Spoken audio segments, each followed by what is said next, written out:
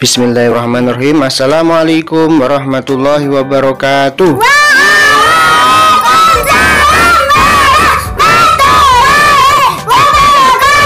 Subhanallah, semangat yang luar biasa. Anak-anakku, marilah pagi hari ini kita awali dengan membaca doa bersama-sama.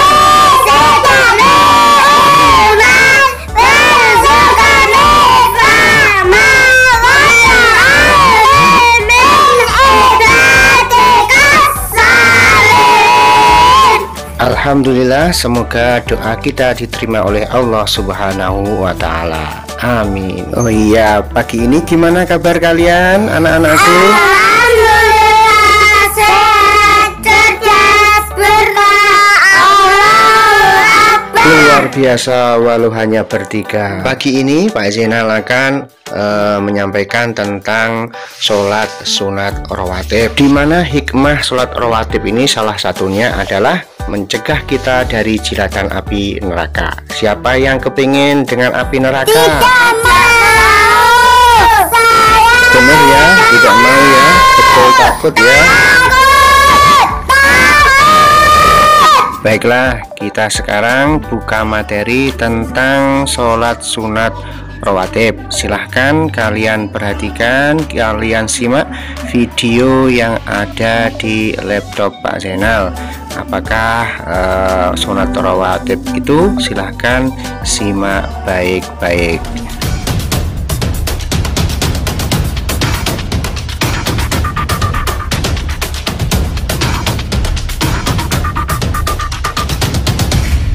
Assalamualaikum warahmatullahi wabarakatuh.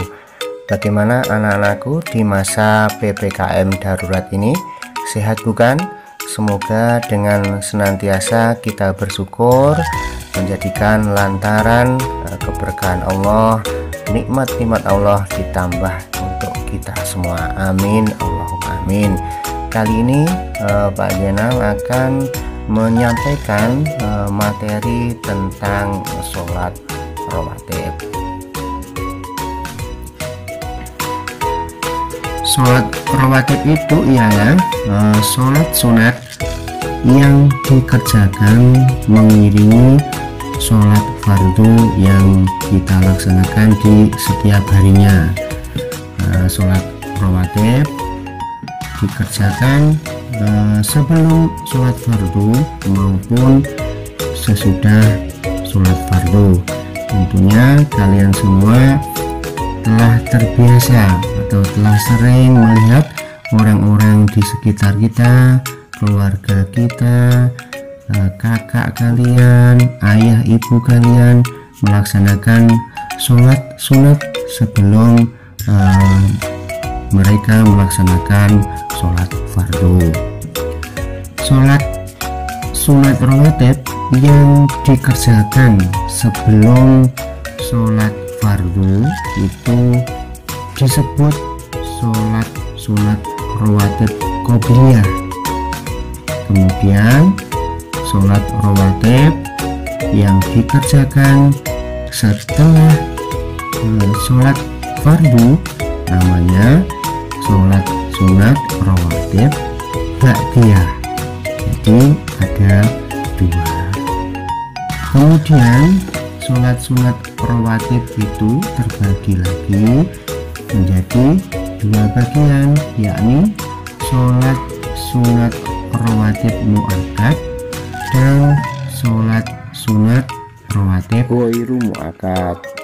Rasulullah bersabda, "Habibtu Rasulillah sallallahu alaihi wasallam rakaataini qabla adh-dhuhri wa rakaataini ba'da adh-dhuhri wa rakaataini ba'da al-maghribi wa rakaataini ba'da al-isya'i wa rakaataini qabla al-ghadati."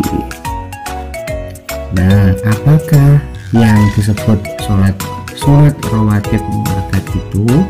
Ialah sholat sunat yang dikuatkan atau sangat dianjurkan oleh Rasulullah SAW karena beliau selalu mengerjakannya. Ada 10 rakaat sholat sunat muakkad. Apa saja itu? Yang pertama, 2 rakaat sebelum sholat subuh, 2 rakaat sebelum sholat zuhur, kemudian 2 rakaat sesudah sholat zuhur, 2 rakaat sesudah maghrib, dan 2 rakaat sesudah sholat isya.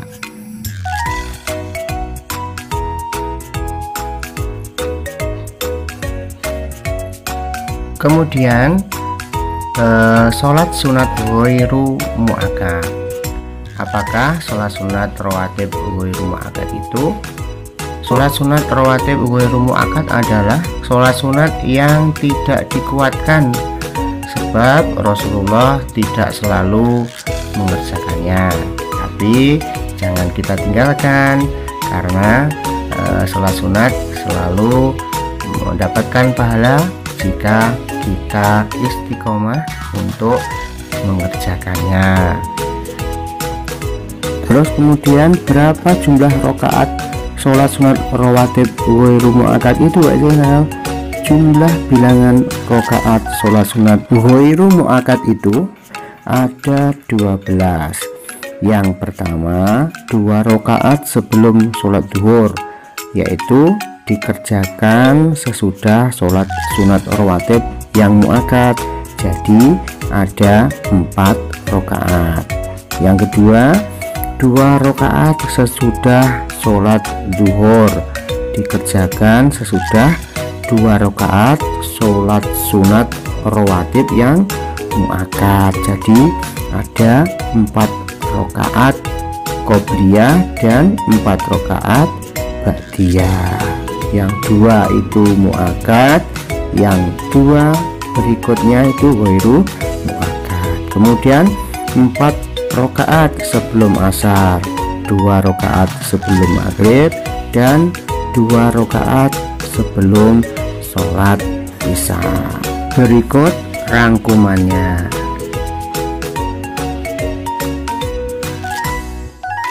Kemudian bagaimanakah niat sholat sunat rawatib itu, Pak Zainal? Niat sholat sunat rawatib disesuaikan dengan di mana kita sholat, sesudahnya atau sebelumnya, sehingga kita tidak akan kesulitan ketika kita sudah tahu sholat sunat rawatib apa yang akan kita kerjakan. Kita mulai dari niat sholat sunat qobliyah subuh, yakni usolli sunatas subhi rok'ataini qobliyatan lillahi ta'ala. Kemudian niat sholat sunat rawatib ba'diyah atau sesudah sholat fardu. Contohnya sesudah sholat zuhur, usolli sunatat duhri rok'ataini sunatal lillahi ta'ala. Kemudian disusul niat sholat sunat rawatib ba'diyah maghrib, yakni usolli sunatal maghribi rok'ataini ba'diyatal lillahi ta'ala. Ini adalah niat sholat sunat rawatib ba'diyah atau 2 rakaat sesudah maghrib. Lantas bagaimana cara kita melaksanakan sholat sunat rawatib? Niat sholat sunat rawatib itu dilaksanakan atau dikerjakan menurut macam sholat sunnahnya, kemudian tidak diawali dengan azan atau iqomah. Lebih baik sholat sunat rawatib ini dikerjakan munfarid atau sendiri sendiri, tidak berjamaah. Kemudian bacaannya tidak dinyaringkan atau dikeraskan. Lalu tiap 2 rakaat 1 salam. Lalu diusahakan atau diutamakan melaksanakan sholat sunat rawatib ini tempatnya sedikit bergeser, bisa ke samping, bisa ke belakang, dengan tujuan tempatnya nanti itu menjadi saksi di hari kiamat bahwasanya kita telah melaksanakan sholat sunat rawatib. Anak-anakku yang saya sayangi dan saya banggakan, tentunya di masa pandemi ini tidak menyurutkan kita untuk melaksanakan sholat sunat rawatib, tentunya dengan tetap mematuhi protokol kesehatan. Hikmah dan keutamaan sholat sunat rawatib adalah terhindar dari siksa api neraka. Siapa yang kepingin merasakan api neraka? Tentunya tidak ada yang mau, bukan? Karena sangat pedih siksanya. Kemudian yang kedua, mendapatkan rahmat dari Allah Subhanahu wa Ta'ala. Yang ketiga, lebih mendekatkan diri kepada Allah sehingga hati kita menjadi tenang, jadi tetap terjaga dalam syukur kita. Kemudian jika dilaksanakan di rumah dapat memberikan keberkahan bagi penghuni rumah dan sekitarnya. Anak-anakku yang dirahmati Allah, sebagai latihan silahkan kalian semua mencermati soal yang telah Pak Zainal persiapkan.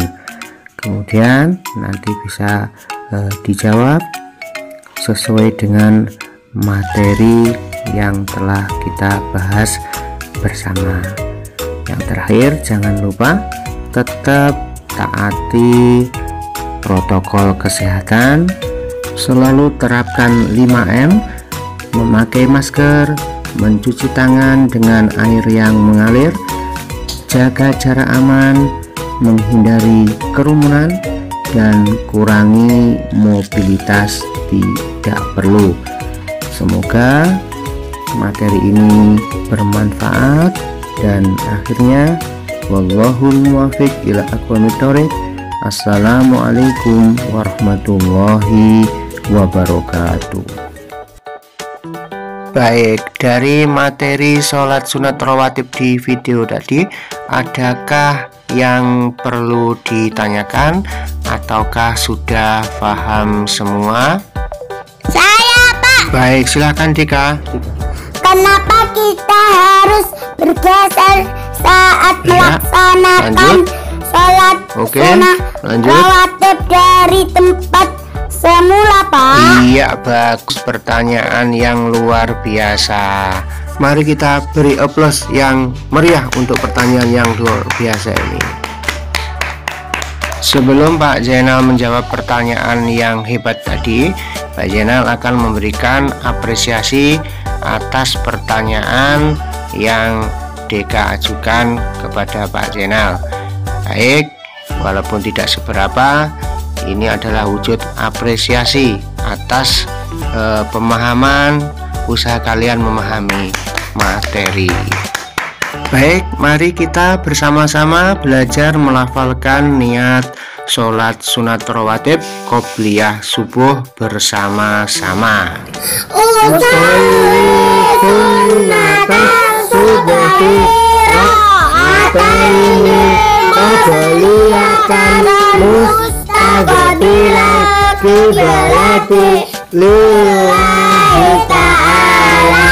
Allahu Akbar, disusul takbir seperti sholat biasa. Nah, kemudian yang kenapa sholat rawatib itu harus bergeser tempatnya dari sholat wajib, itu nanti di hari kiamat akan menjadi saksi ya. Tempat yang kita jadikan sholat sunat rawatib akan menjadi saksi bahwa kita telah atau pernah melakukan sholat sunat rawatib, sehingga nanti saksi itu akan meringankan beban kita dan menghindarkan kita dari jilatan api neraka. Oleh sebab itu, jangan sampai kita meninggalkan sholat sunat rawatib.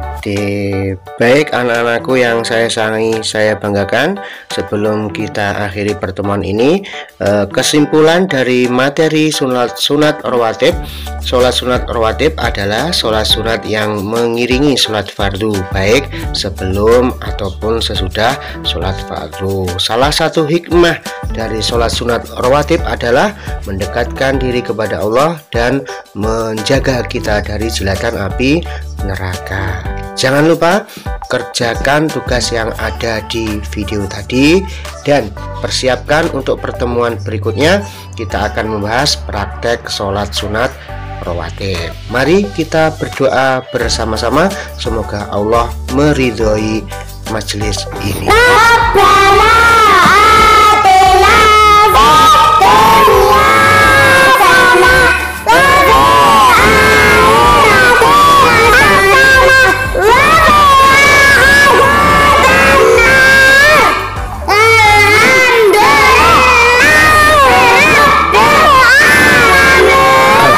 Alhamdulillahirrahmanirrahim. Semoga Allah senantiasa bersama kita dan tetap patuhi protokol kesehatan. Wa akhiran ihdinas siratal mustaqim. Wassalamualaikum warahmatullahi wabarakatuh.